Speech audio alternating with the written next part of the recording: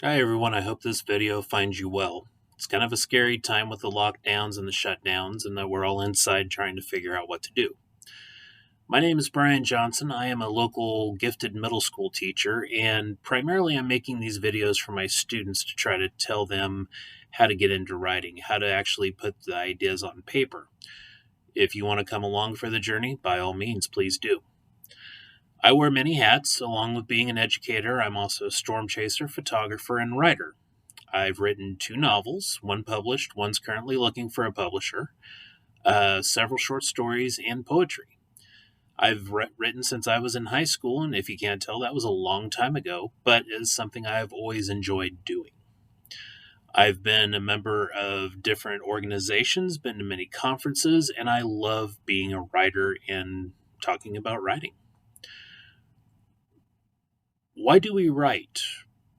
This is kind of a philosophical question. Why do we want to write? I pretty much take silly ideas. A friend of mine used to come up with some silly, incredible stories, and I'd try to make them real, try to make the most plausible story I could.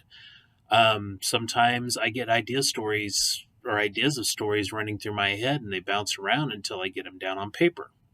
Some people want to share thoughts, ideas, life experiences. Sometimes names have to be changed to protect the innocents, or sometimes we just write for fun. Don't do it to make money. It was either Stephen King or Neil Gaiman that said, "How do I become a writer?" Well, don't. The amount of time you're going to be sitting in a chair and working on this, if you want to make money, do something that you can actually make money at. Being a writer is not a great way to make tons of money right off the bat. It takes a lot of work, a lot of heartbreak. You have to develop very thick skin when you get your baby back and it's all in red because of an edit. It's something you have to learn. Why do we write? Friend H.B. Burlow, writer of Arc City Confidential, told me it's a compulsion.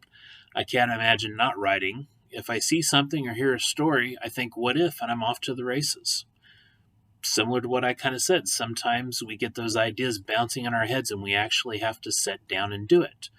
Another writer friend of mine, B.D. Tharp, writer of Feisty Family Values, used to give buttons out at her writers' meetings and writer talks and said that if you want to write, put this in the chair. If I need to explain that pun to you, look me up. I'll tell you all about it. But it's the idea that if you actually want to write, you have to have time in a chair every day. Develop it as a habit. Journal. Try to do little writings throughout the day. Find out when your best time is. Mine personally is when I get up till about 10 o'clock. After 10 o'clock, my brain's fried and I can't write anymore.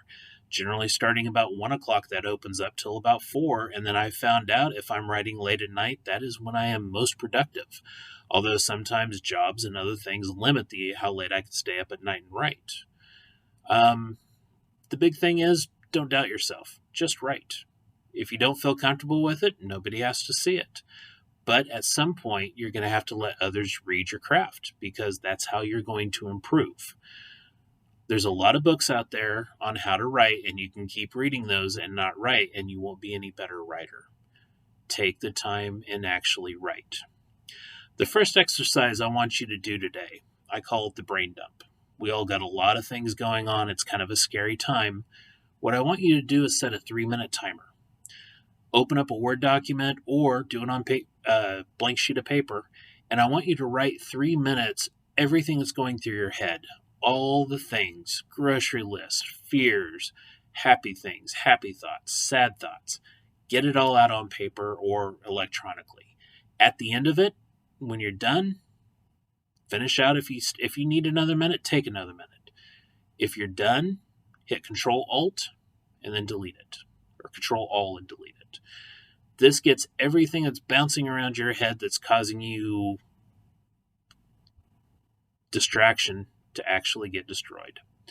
After this, it usually gives you a clarity of mind that you can actually focus on what you're doing. There's a couple different writer things going on. The biggest that I recommend right now is called the NaNoWriMo. It's at nanowrimo.org, NaNoWriMO.org. For adults, there's also for kids, there's also the Young Writers Program. at NaNoWriMo or Young Writers Program, ywp.nanowrimo.org. That is a great little resource. They have authors coming in, giving pep talks, talking about the craft, talking about challenges for the day, and even sometimes posting silly ideas that you're supposed to write with. Go out and look it up, see if it's something you're interested in. For April, I'm going to try to write 30,000 words. I have 2 books going in my head, and I want to get started on them. I have some time now that I can actually focus on getting this done.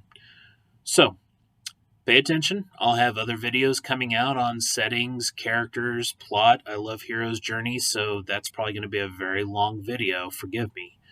But it's something that I've always enjoyed talking about. I'm a Star Wars geek, love sci-fi, fantasy, so most of my writing is going to be geared more towards that. Could you watch these videos and write slice of life stories? Of course you can, because we'll be talking about things that go into that as well. Like I said, I hope this finds you well. Stay at home, stay safe, and I'll see you on the other side.